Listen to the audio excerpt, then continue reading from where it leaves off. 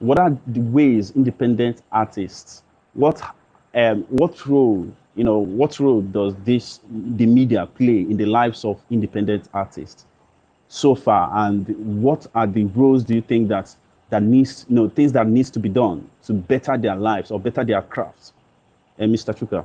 Yes. Well, first of all, the indie people are the are like they are from the grassroots of the industry.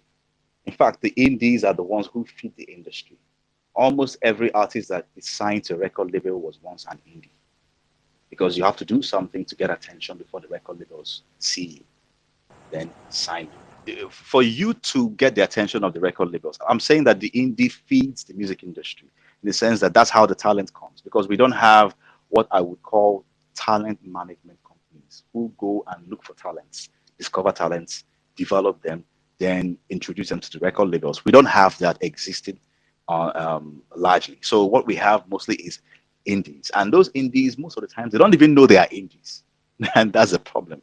Because when you realize that you are an independent artist, you have to understand that you do everything by yourself. What it means is that you are a one-man army. You're like a one-man record label. You are your PR. You are your brand manager. You are your video with a video producer with your phone. You are your probably your songwriter if you don't have any songwriter. You are your promoter. You are your marketer. You are your manager. You are everything in one. So it puts a lot of responsibility on you. And what I usually tell artists who are at that stage of their career is to open up and learn as much as they can. Develop skills around your career. Read, read as much as you can. Understand the industry, because some of the things that a manager should do for you, you have to do it for yourself. Some of the things that your record label should do for you, you have to do it yourself. Now, when you do that, when you put yourself out there and learn certain things that will help you, like even learning how to create your music, how to design the graphic side of your art, how to engage people with your social media platforms, how to post and word your posts correctly, how to even work on your brand to gain visibility. The more you learn those things, the more it's easy for the radio stations and the TV stations and every other media that promote music to see you. Why? Because of due to the success of so many artists that have come on the industry over the last 20 years, everybody wants to blow. So the competition is intense. There are thousands of people going to radio stations all over the country to get their music played. And the more people want to be on those platforms, the less chances the indies will have, because they don't have the connections. So because you don't have the connections, you have to be able to triple your hustle, do more than what the average person in the record label could do. You have to go out of your way. In fact, you have to be creative sometimes to get attention. Or beyond being creative, you have to be resilient, because you're going to get a lot of no. You're going to be rejected by a lot of radio stations. Some won't even let you in inside the compound, you know, because that is the way they design it. Because when you know that about 200 artists are going to come to your to your radio station in a week, you have to devise systems that will reduce the traffic, because that's not what you open the radio station for. So it makes the game very difficult for the artists who are coming up. So that's why I said you have to really work on yourself, figure out how to market yourself in a way that you will get attention. And there are so many creative ways to do that, especially when you have social media. But beyond that, even your marketing personal skills will be important. When you eventually get in the room, what do you tell the producer? What do you tell the presenter? What do you tell the DJs? What do you tell the people you meet first? How do you sell yourself? It matters, because sometimes that's all you need. People have promoted artists just because they like their personality. Do you come off as proud, or do you come off as somebody who really, really wants this and is willing to go all the way? What are you too relaxed? What energy are you sending when you meet these guys? Also, where do you go? Do you go to industry events? Do you attend gigs? Do you move around? Are you in one place? You have to be really throw yourself into the industry, put your ears on the ground, know what is going on by Okay. listening to radio stations and all that. Chuka, Follow trends. I want to cut you off. I want to cut you there because you're already mentioning the industry, whereas there is no industry here. All right. There is an So that's informal industry. okay. Yes, It's just but that it's not organized enough, but it okay. exists somehow. As long All as right. people are operating in their quarters and doing something that has a multiplier effect that affects everybody in the sector, it's an industry, but it's an informal industry until they start All working together. right. So now you really you've thrown up a lot of things, especially things that artists, independent artists, can actually do on their own. They are called do it yourself. That is DIY, do it yourself artists. These guys, they're all over the world. They don't sign to any record label. I know a very popular artist, a friend of mine who is signed to a record label, and I saw how the artist was promoting the songs and everything. Then I asked, "Are you not signed to record label?" And the person said, "Record label is overrated. That everything is done by the person, all right? The person didn't. The person was telling me that the record label does not even know what is happening, what is going on. That practically everything, everything from her brand, from the what the person posts on social media, everything was practically on the artist, not on the record label. So it shows that even some record labels, they don't even know what to do with you when they sign you. They only know how to throw money around. All right. So there are the critical things you mentioned. I want us to take it one after the other. You mentioned branding, personal branding, and how you present yourself. How can artists do this? As as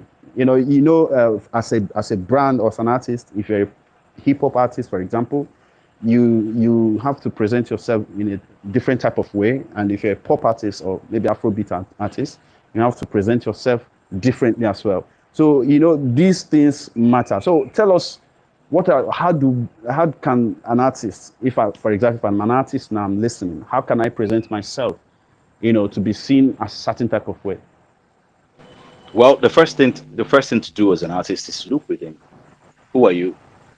What do you represent? What do you believe in? What is your art about?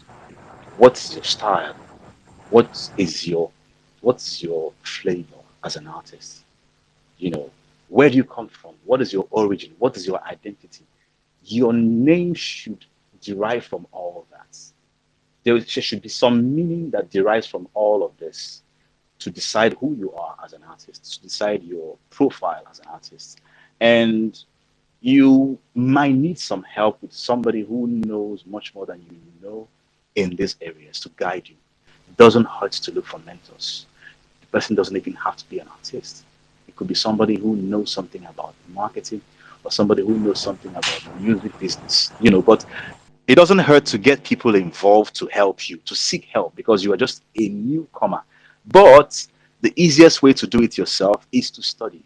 Study people who have made it.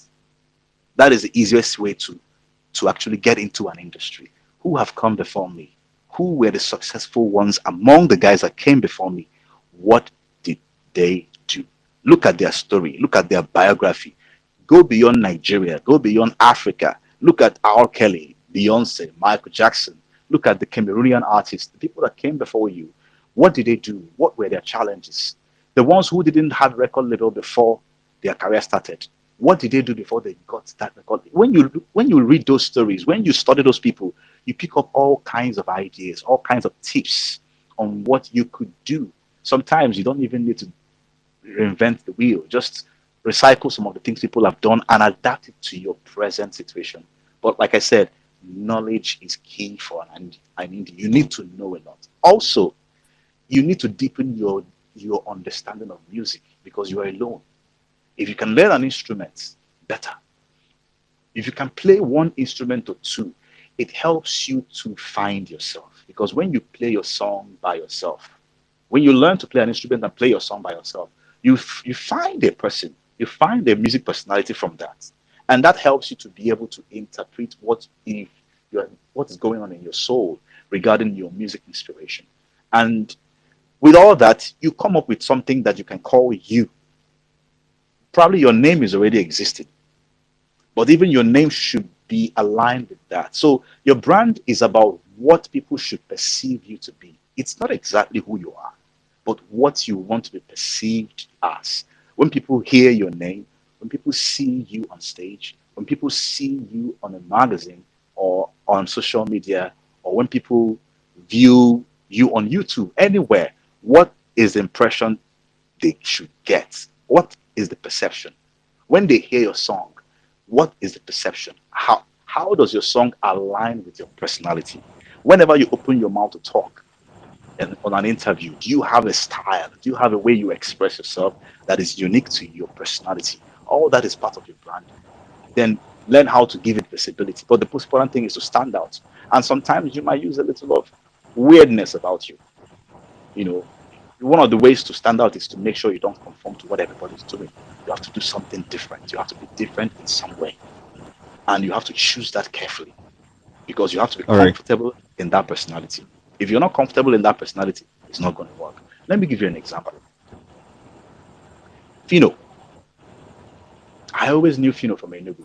And the personality I see now is not so different from the personality I saw then. It's just that it has been amplified by knowledge, um, information, money, promotion, branding, and all that. But it's still the same personality. He knew what he wanted, he followed it that way. And it doesn't change from that. The only thing he can do is to evolve as he gets older, because when you get older, you have new priorities. So personal branding starts from you. It doesn't have to be perfect. That's the thing. A brand it doesn't have to be the brand of an artist from the south. It doesn't need to be like the brand of the bunch, for instance. But you just need to understand that this is not something you just do casually. You have to be deliberate, intentional about everything you do, and make sure all that is aligned to the person you're trying to create. All That's the right. position. Thank you so much for that, Chuka.